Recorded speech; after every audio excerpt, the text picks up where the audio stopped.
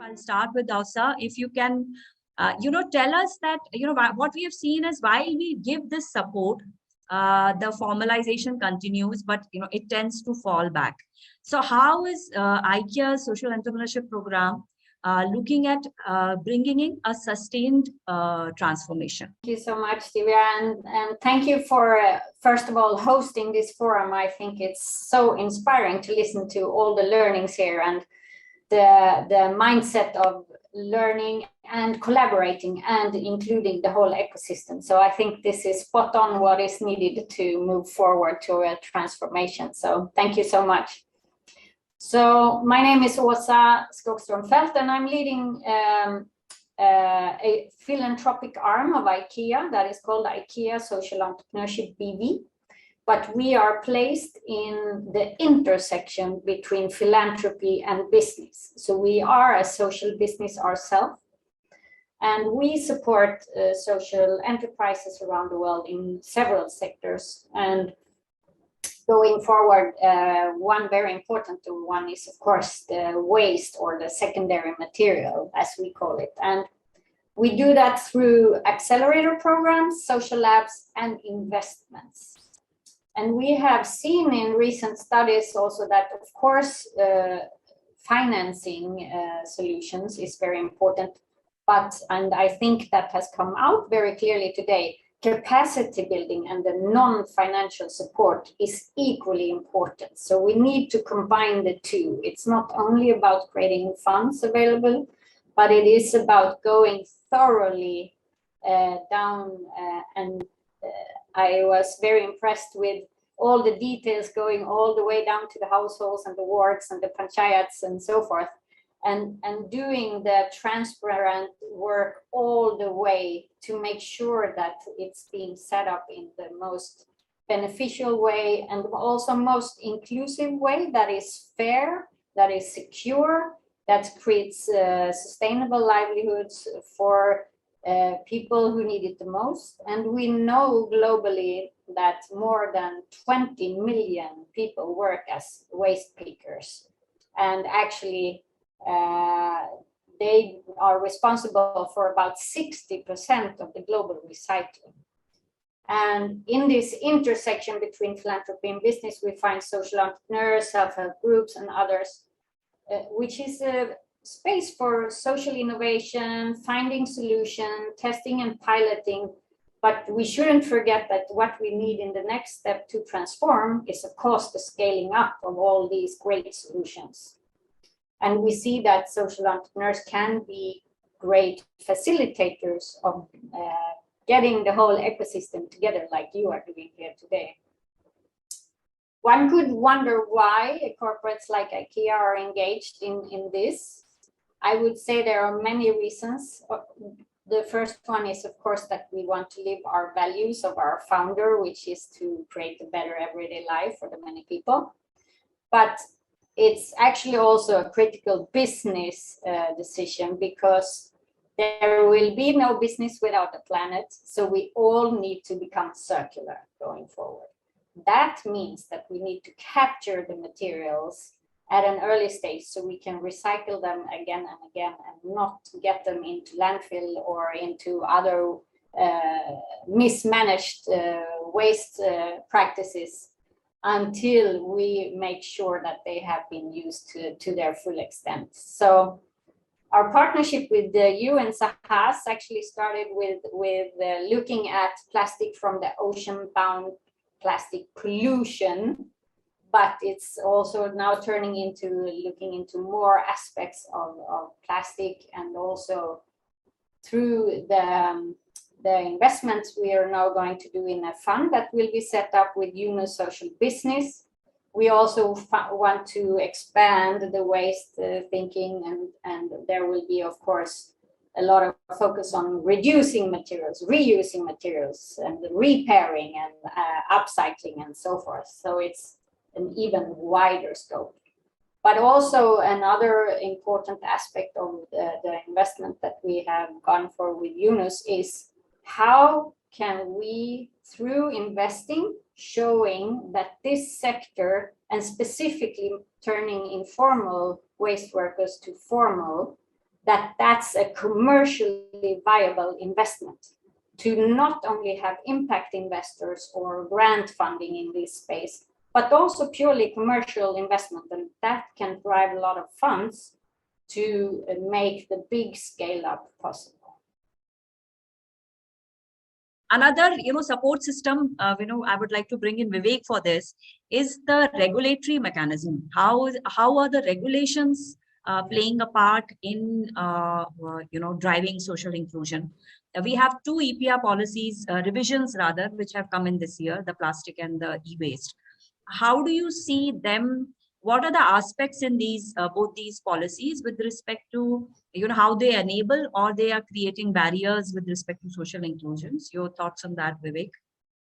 I think so there are some positives, in fact, in terms of the way one is looking at bringing in a lot more traceability, bringing in a lot more inclusion of material that will get increased, whether it's the percentage of plastic, whether it is the thinking at least on the fact that other commodities or other material will soon get into this kind of space, whether it is e-waste, whether we also hear that in a due course of time, governments will become a part of EPR. Now, whether that will take 2 years, 3 years, or 4 years, we've got to wait and see. But at least the direction seems to be right.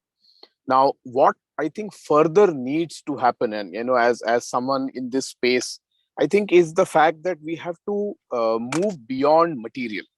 I think this space has to move beyond material, because today, for most people, even now, when we talk about impact, we only restrict ourselves to landfills, ocean-bound material, and it's just material.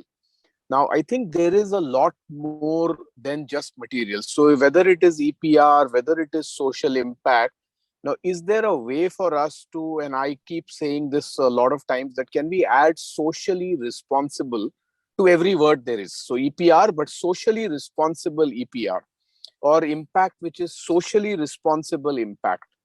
Because I think the key is there, and at Recycle Foundation, for example, our view is very, very clear that this sector needs a lot more dignity, which is where we use the narrative change, that it is not a rag picker, it is not a waste picker, it is a Safai Mitra. Because I think the irony is that you and me generate the waste, but the term waste gets associated with the person who's actually responsible for cleaning. And also, just for your benefit, Safai Mitra is essentially cleanliness friend. So we say that the rag pickers terminology needs to change, and a lot of times we live in this artificial notion that we are the giver and the Safai Mitra is the beneficiary. And at Recycle Foundation, our again narrative change is that I think 3 days somebody doesn't come to our house to pick up the waste, we know who is the beneficiary and who is the giver. So I think we have to change these narratives. So going back to your question, Divya, I think while there is still progress happening on the material aspect, when we look at the statutory part, I think there is a lot more needed, which is on the socially responsible side, because a lot of the NGOs are struggling. And I think we heard in the case studies also, especially when we looked at the Madhya Pradesh example that Kabir talked about, that when you say that I want to become a more socially responsible part of the business, then the laws make a question mark on the profitability, which means sustainability. So how do we make that? And I think that's a puzzle we still have some more ground to cover, Divya. So I think maybe a little complicated answer to your question, but lots of good things happening on the material side. The direction seems right. And I think we will see a lot more happening. But what I would like to see, or what we would like to see a lot more, is the socially responsible side. How do we bring things which also become regulations or statutory requirement towards that? Because most corporates also today who are funding are still focused on impact, which is just material.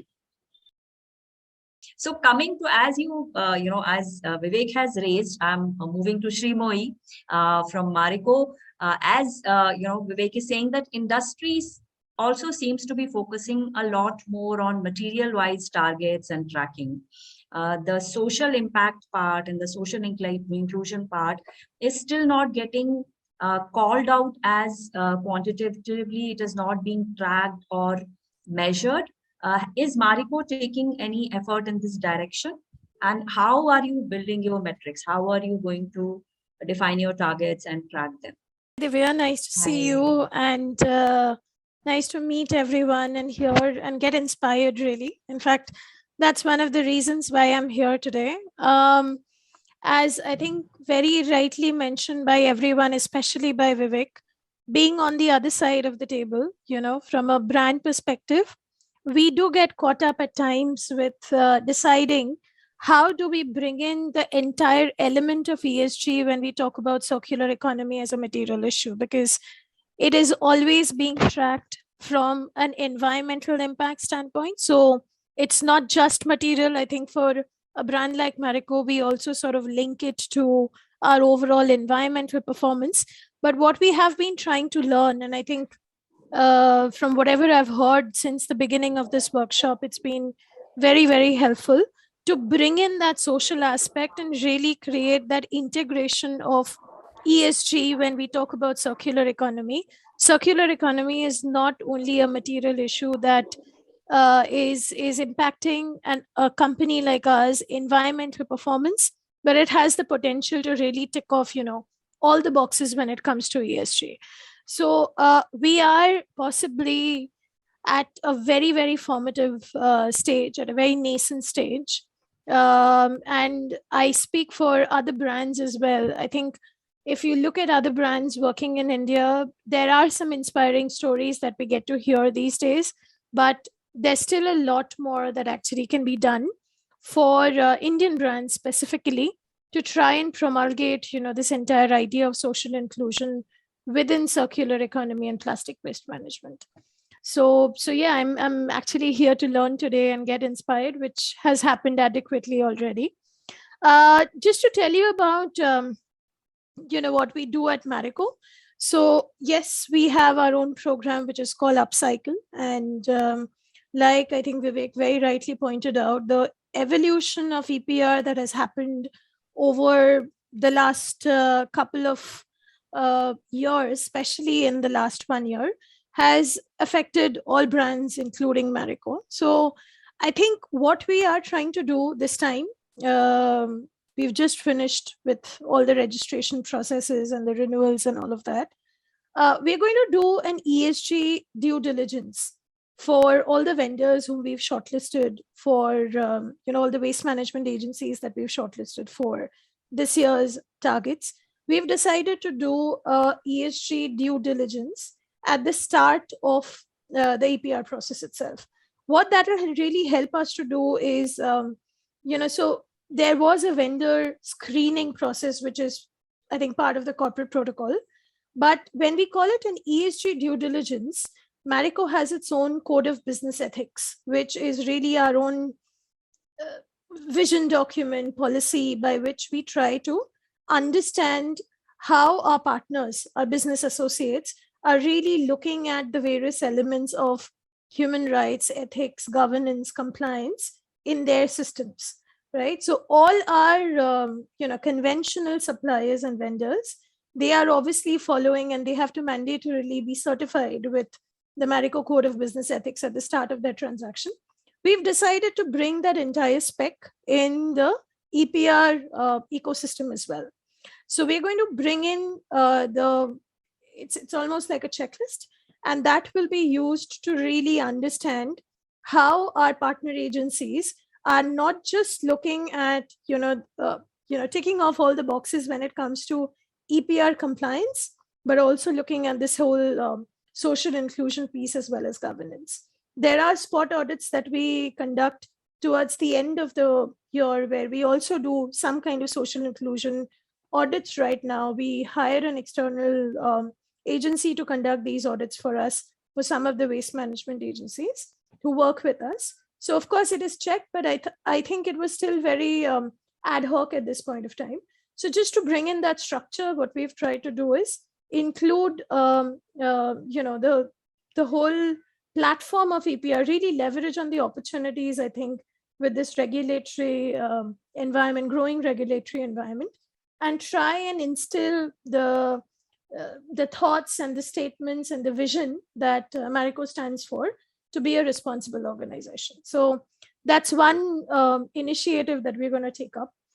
The other thing is, I'm sure most of you over here know about the Marico Innovation Foundation, which is our social, it's a part of our social value creation effort. It's a CSR 100% subsidiary of Marico. So Marico Innovation Foundation is actually conducting a plastic landscaping study right now, and they'll be coming up with a report very soon.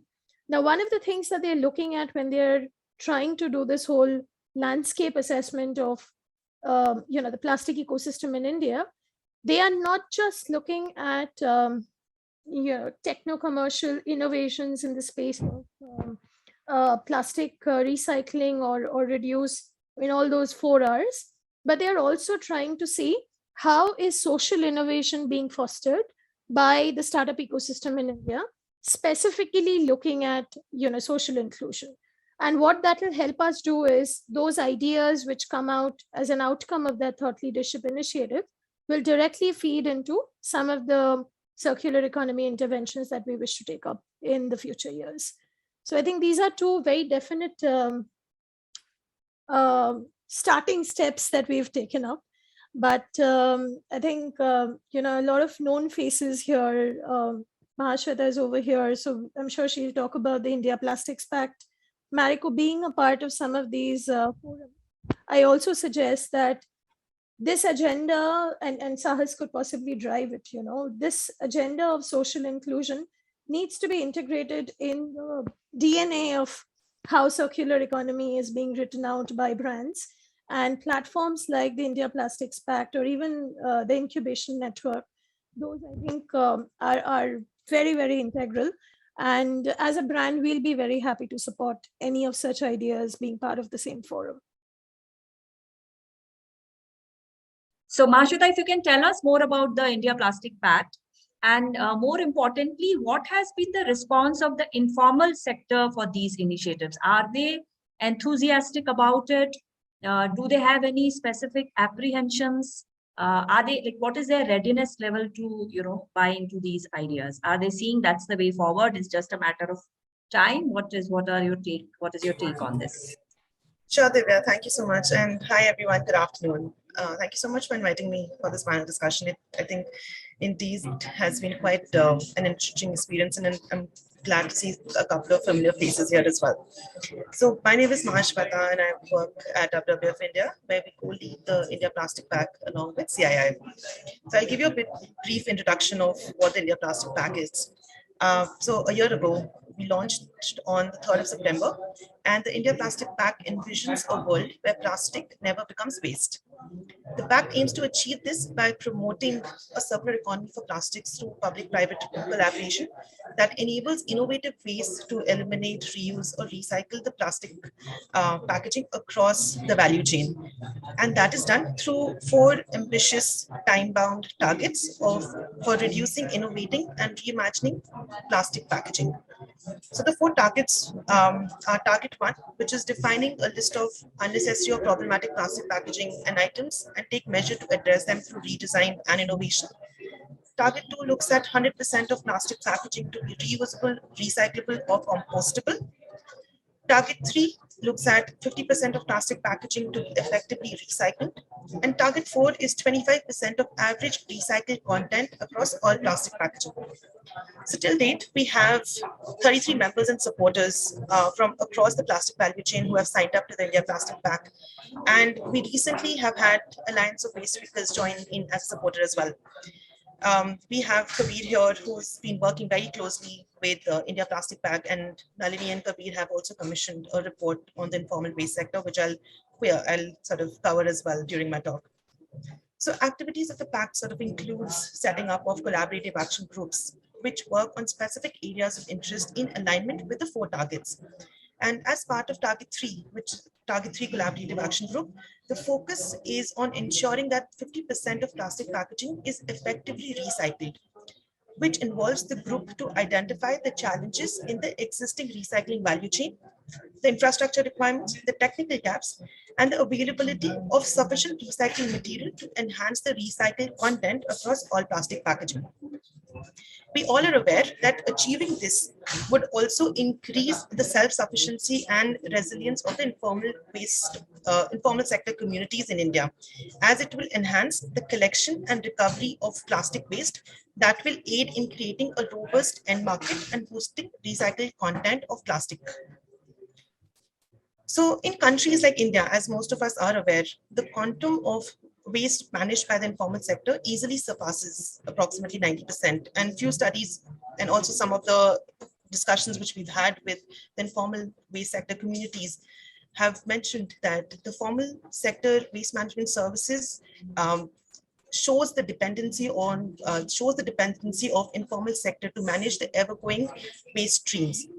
However, due to the characterization of unsafe and unhealthy working conditions, lower irregular incomes, long working hours, and lack of access to information, market finance, training, technology, their efforts are not duly recognized for the formal systems, framing laws and policies to manage waste. Therefore, integrating the informal sector to formal systems and legitimizing them is a vital step in solving this issue.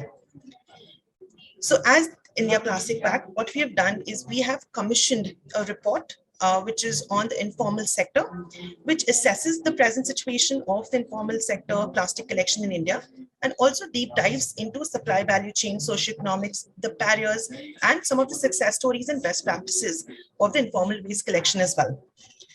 This was the first phase of the report.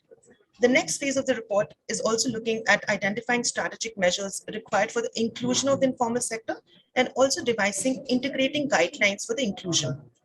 So these are some of the core things which has been initiated in the first year of the Pact. Just to sort of sum it up, so through the India Plastic Pact and specifically achievement of Target 3 and via the publication of the informal sector technical report, our aim is to create a strong end market and generate high economic value through building social capital with reformative and upgraded social programs, which in due course will yield higher collection rate, improve the segregation and the segregation sortability and recyclability, increase end market for recycled plastic, bringing in greater value to the informal sector, or as we call the Safai Mitra. I'm sure this report and the guideline which has come out, which has actually come into the existence with all stakeholders' involvement, be the industry or the waste workers and social income. I'm sure this will stand as as an important contributor to driving this change. Because a lot of people are attempting to do it with not much understanding of how to go about it. So these guidelines will be of very important. They will play a very important role going forward. One difficulty that has been is that the odds are still stacked against operating formally. The system is still not conducive enough, and we have seen that the people go back to their informal way of operating, at least on certain parameters, if not for anything else but cost compulsions alone. So monitoring, consistent monitoring, which is very expensive, becomes a big challenge. So I would like to, bring Svetlana here, they have been quite big in, bringing about this change on the ground. What is your due diligence process? How do you ensure, what is the frequency of audits? How do you ensure that, audits conducted, say, once a month or 2 months, are as effective, as a day-to-day monitoring could be? What framework do you deploy? How do you do it? Absolutely.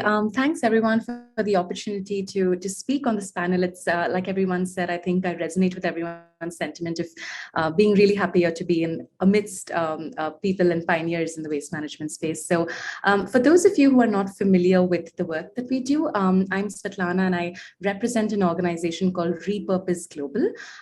We identify ourselves as the world's largest plastic action platform.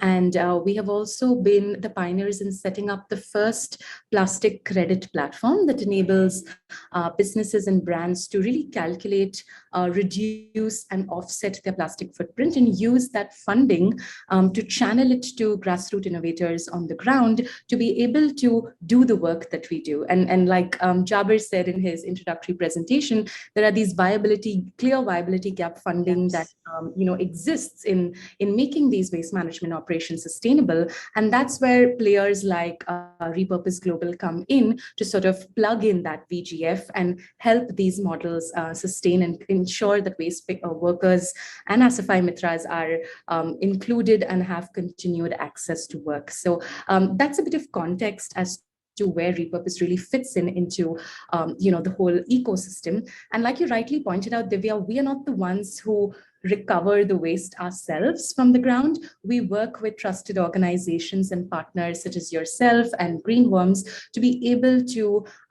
do this with us. And so our role really here, and when we set up the plastic credit platform, was to first define the standards of how we want to run these projects, right? And as some of us have brought up in the conversations today, EPR has very often focused mostly on the material aspect of things. And because we were starting out this new financing instrument, we had the luxury of defining what we want to focus on. And so if you see right from all of our guiding documents, which is our plastic credit protocol or our impact code, which are really the Bible documents of how we implement projects and we expect our partners to implement projects, all of them emphasize very strongly on the social impact side of things. So for us, it has never been mutually exclusive. The environmental impact and social impact have really been two sides of the same coin.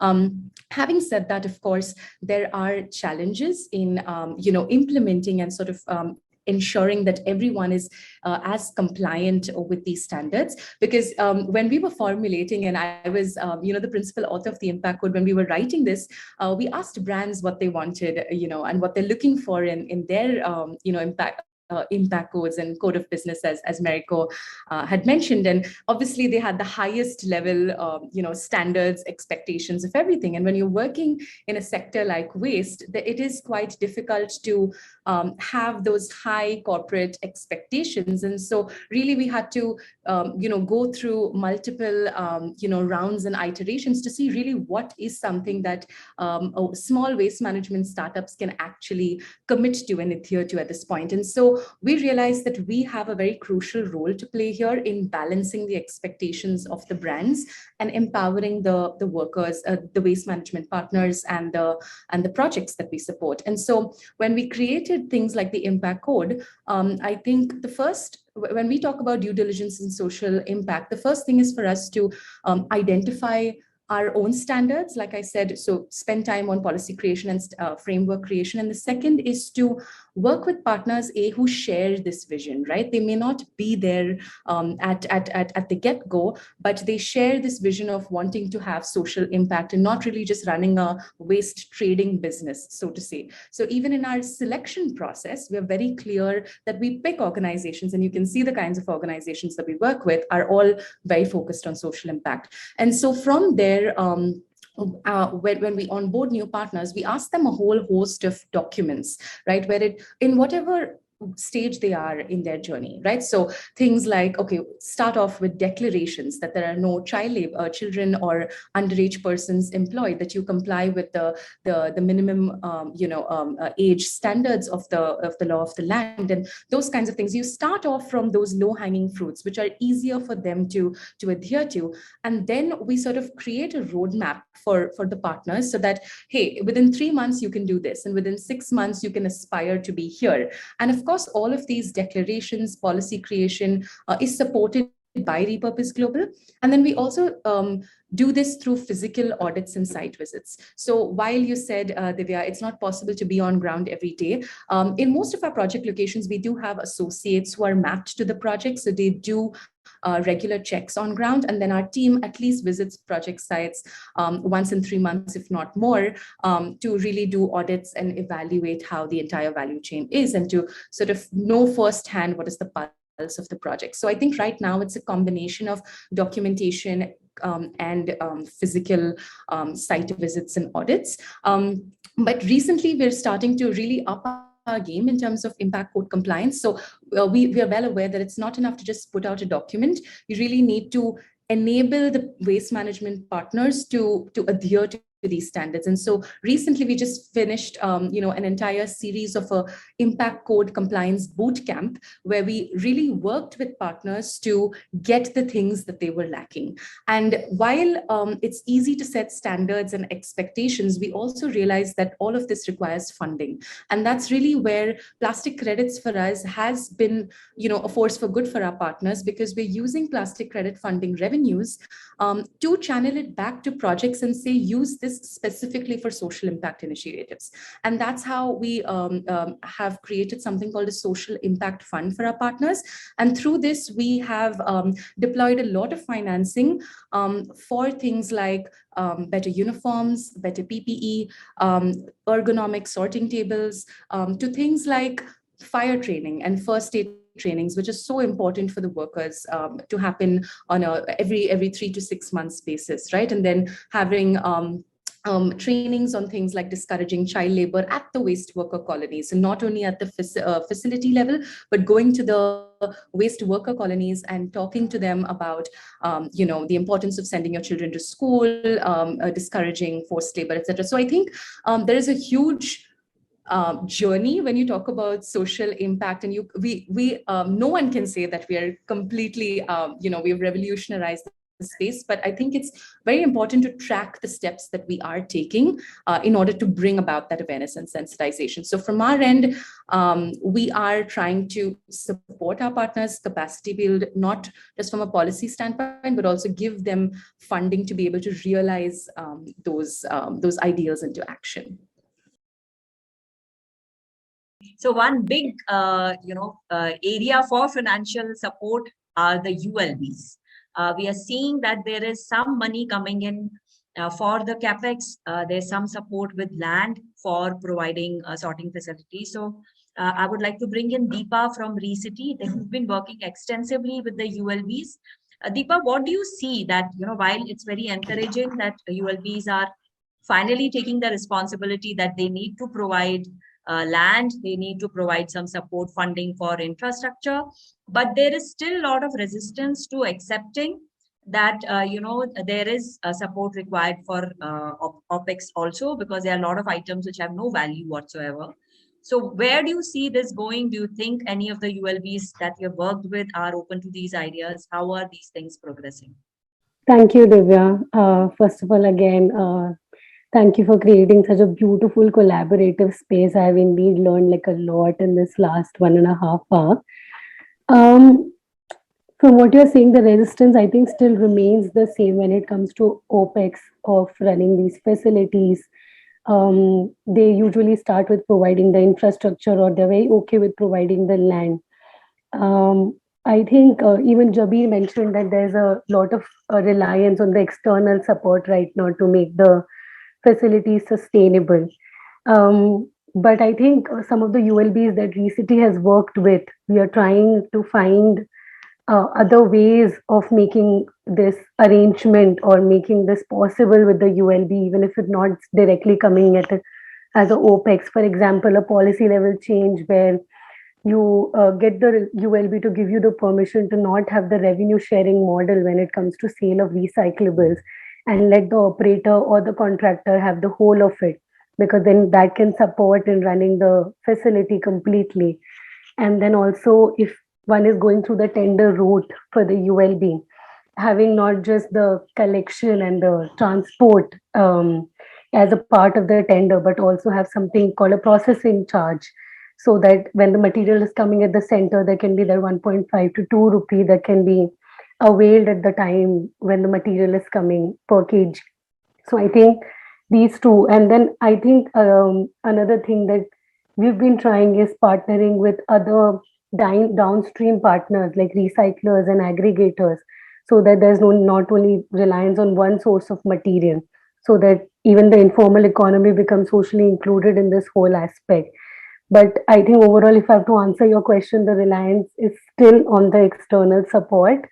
With ULB, I think some of the ways we've been trying to negotiate is by letting go of the revenue that comes from the sale of material, or including the processing charges in the tender process, or even encouraging the collector to ensure that the segregated material comes, so that there is low negative value waste that is coming and there is more high value waste that comes. Otherwise, it gets all leaked into the whole cycle. So these are some of the things that we've been trying to have a way around, and if even if not a direct engagement.